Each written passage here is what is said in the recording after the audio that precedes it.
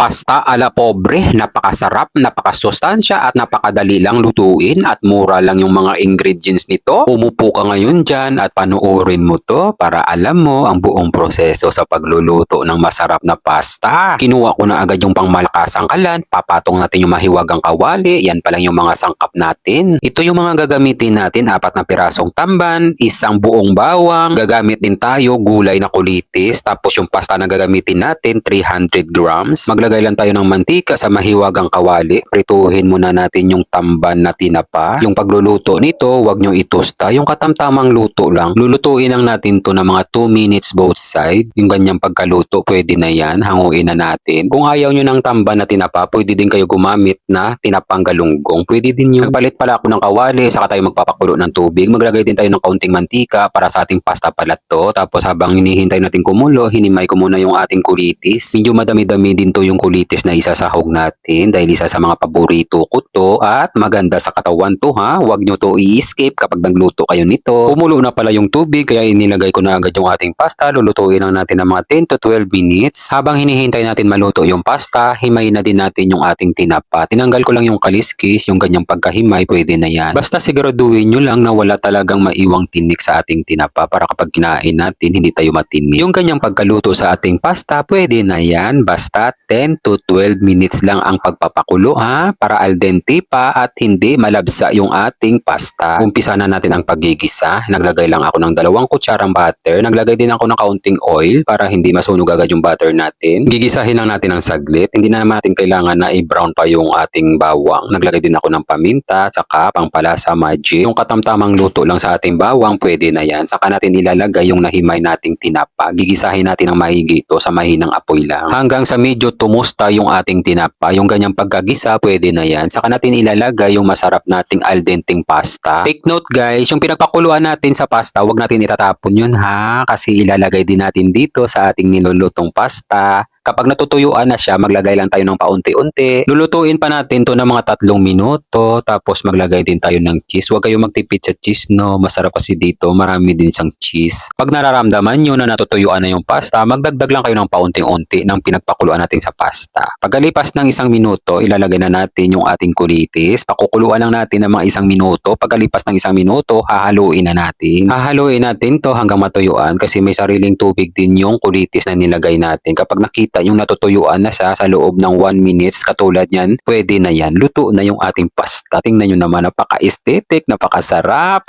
Naku, mapaparami ka talaga ng kain dito. At kung umabot ka na sa part nito, huwag mo naman kalimutan i-share ang video na ito at i-follow mo na rin ako para lagi kang updated sa mga video ko. Maraming salamat nga pala sa ating mga followers na palagi yung panonood. Ganun din sa mga OFW na palagi yung panonood. Ingat po kayong lagi dyan kung saang bansa man kayo. At isasama ko kayo palagi sa mga panalangin ko. Maraming salamat din sa mga bagong followers sa palagi yung panonood. At kung bago ka pa lang dito sa page natin, welcome na welcome ka dito. At sisiguraduhin ko sa inyo na mag-i-enjoy talaga kayo.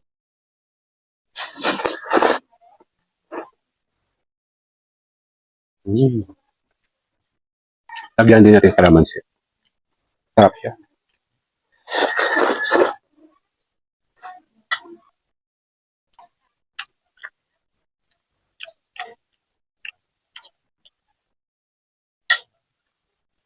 Pag dumaan sa'yo to, try mo to ha. Napakasarap niya. Napakadali lang lutuin at simple lang yung mga ingredients.